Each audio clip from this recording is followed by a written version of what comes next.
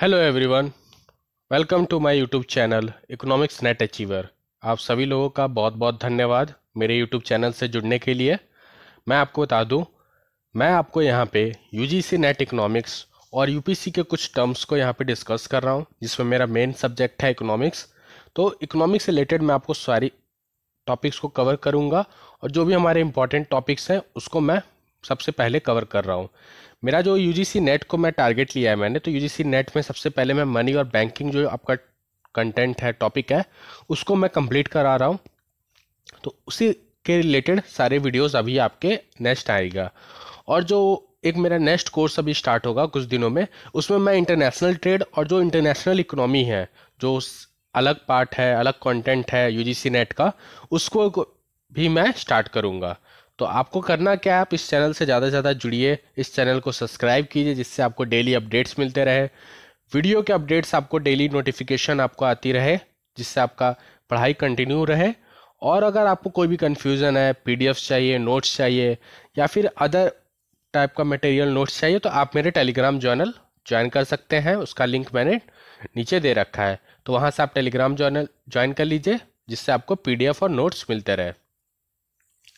मेरा नाम अंकित कुमार है, आप मुझे अनअकैडमी पे भी फॉलो कर सकते हैं। ये मेरा प्रोफाइल लिंक है, प्रोफाइल है मेरा, लिंक नीचे है, जहाँ पे जाके आप फ्री वीडियोस चेकआउट कर सकते हैं। चलिए आज का हम टॉपिक स्टार्ट करते हैं अपना, मॉनेटरी पॉलिसी कमेटी। सबसे पहले हम जानेंगे मॉनेटरी पॉलिसी कमेटी होती क्या है, इसके क्या काम होते हैं, तो ये सारी चीज़ हम पढ़ेंगे। Monetary policy committee is a 6-member committee formed after the amendment in the RBI Act 1934 through the Finance Act 2016।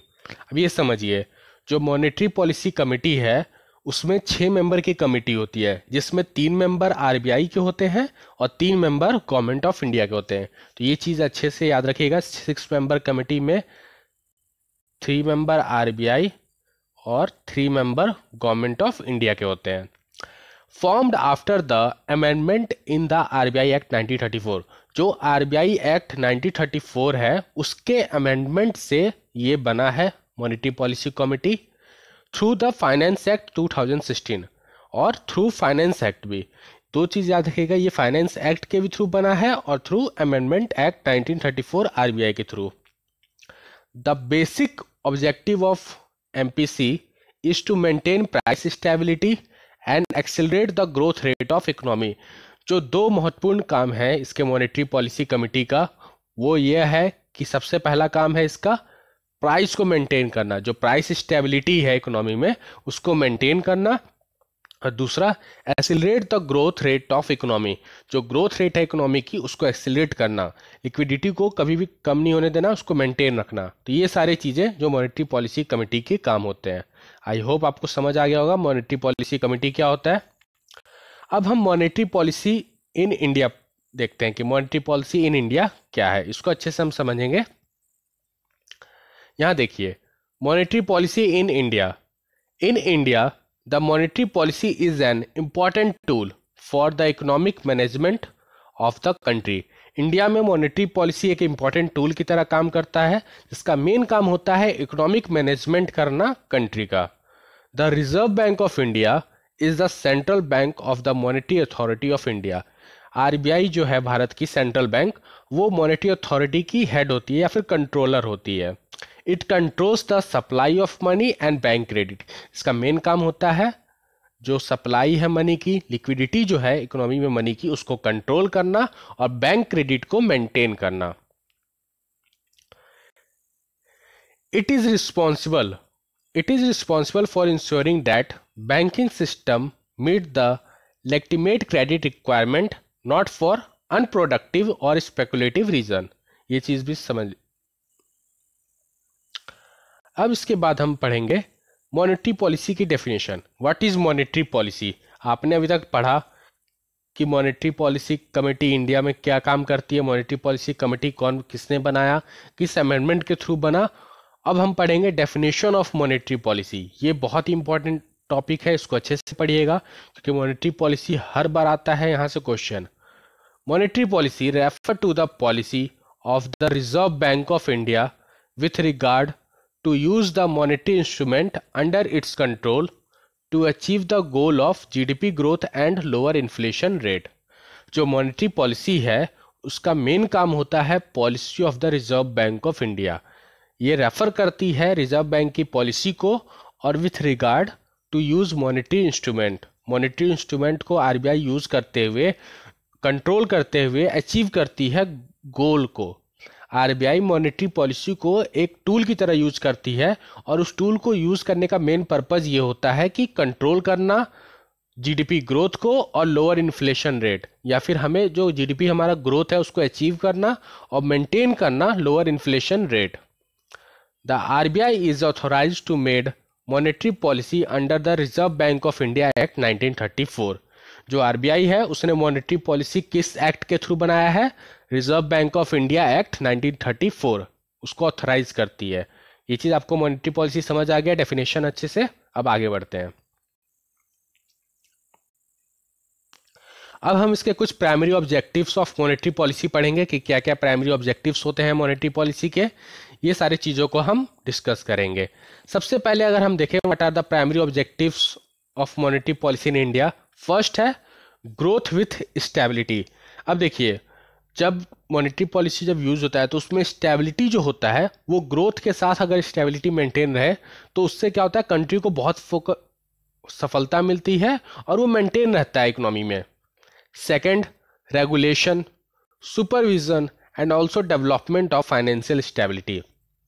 Financial stability को मेंटेन करना, रेगुलेट भी करते रहना और मेंटेन रखना और डेवलपमेंट करना, ये चीज़ें भी बहुत अच्छे से रोल निभाता है मॉनेटरी पॉलिसी इसमें। तो ये बहुत अच्छा चीज़ है। अब हम पढ़ते हैं third point, promoting priority sector. जो भी हमारे प्रायोरिटी सेक्टर है इंडिया में उसको प्रमोट करना, उसको हेल्प करते रहना और फंडिंग हमेशा प्रोवाइड करना। Fourth, generation of employment. सबको मालूम है कि मेन काम अगर एम्प्लॉयमेंट जनरेट नहीं होगा तो फिर हमारी इकोनॉमी बढ़ेगी नहीं।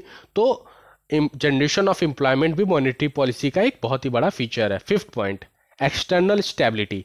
जो इकोनॉमी में जो स्टेबिलिटी है उसको मेंटेन करना और एक्सटर्नल रखना। Sixth, encourage saving as well as investment. Saving को इंक्रीज करना, जैसे जैसे इन्वेस्टमेंट बढ़ेगा हमारे वेजेस बढ़ेंगे और वेजेस बढ़ेंगे तो सेविंग बढ़ेगी, तो इसलिए encouraging saving as well as investment. Seventh, redistribution of income and wealth. जो डिस्ट्रीब्यूशन ऑफ इनकम और वेल्थ है वो रीडिस्ट्रीब्यूशन होना, इक्वली डिस्ट्रीब्यूट होना, जिससे कोई दिक्कत ना हो और सब में इक्वलिटी मेंटेन रहे। अब पॉइंट 8, रेगुलेशन ऑफ NBFIS। जो रेगुलेशन NBFIS है उसको भी मेंटेन करती है मॉनेटरी पॉलिसी। तो आज आपने पढ़ा कि मॉनेटरी पॉलिसी कमेटी होती क्या है, मॉनेटरी पॉलिसी कमेटी का इंडिया में क्या काम है, और ये रहा monetary policy committee. Monetary policy committee क्या करती है, इसके 6 मेंबर होते हैं। 1934 आरबीआई एक्ट के अमेंडमेंट के थ्रू इसका बनाया गया था, थ्रू फाइनेंस एक्ट 2016। ये है मॉनेटरी पॉलिसी कमेटी के बेसिक टर्म। इसके बाद मॉनेटरी पॉलिसी इन इंडिया, ये एक टूल है जो आरबीआई यूज करता है, किस लिए? टू कंट्रोल करने के लिए और मेंटेन द लिक्विडिटी और इन्फ्लेशन रेट। अगर हम मॉनेटरी पॉलिसी को रेफर करें तो ये एक टाइप का पॉलिसी है जो आरबीआई यूज करता है जीडीपी ग्रोथ को मेंटेन करने के लिए in the economy to accelerate the GDP growth, और ये एक बाई मंथली होता है। ये चीज याद रखिएगा, मैं यहाँ पे बता देता हूं आपको, एक मिनट। जो ये मॉनेटरी पॉलिसी होती है, मॉनेटरी पॉलिसी ये बाई मंथली पॉलिसी है। Bimonthly policy, bimonthly policy का मतलब होता है after every 2 month it's prepared by the RBI. After every 2 month, after every 2 month.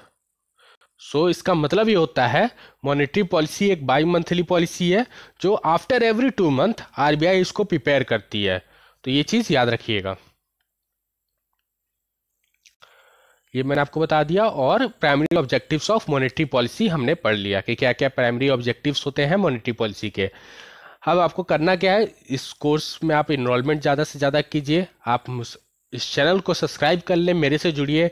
कोई भी कन्फ्यूज़न है अगर आपको इस कोर्स के रिगार्डिंग तो आप मुझे कमेंट करके बता सकते हैं। टेलीग्राम चैनल ज्वाइन कर लीजिए जिससे आपको नोट्स और पीडीएफ्स वहाँ पे प्रोवाइड हो जाए, और कोई भी डाउट है तो आप कमेंट सेक्शन में मुझे बता सकते हैं। चलिए मिलते हैं अपने नेक्स्ट टॉपिक में, तब तक के लिए God bless you all. Thank you.